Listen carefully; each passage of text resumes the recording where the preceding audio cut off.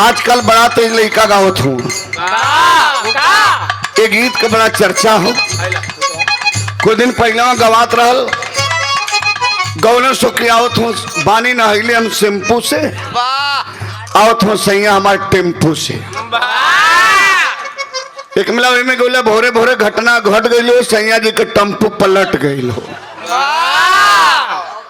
बनारस में लोग सरदार लिखन, जैसे जवाहिर सरदार, पनारू सरदार, झल्लर सरदार, कौनो सरदारिन कहता है नहीं, क्या कहता नहीं बाबू। हर काम काज वही पैसा से, सैया हो भैंसा से। अब का एक गाय आप लोग सुनते हुआ, लड़का लड़की के बीच के बात है। कौनो लड़का मोबाइल फोन पर लड़की के समझावत और बार बार टार्चर करे। कल बचपन का दोस्ती भुला गई, ससुराल में चल गई।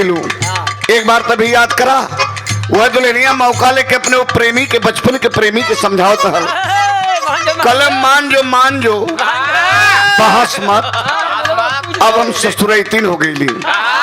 आइए का कले बाबू दाता ए जानू जानू लगा तक जिए नहीं देवा,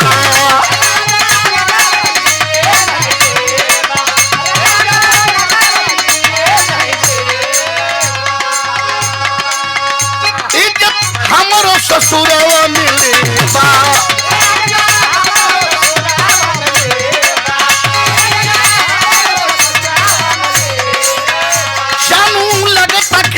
नहीं देबा, इज्जत हमरो ससुरवा मिलेबा।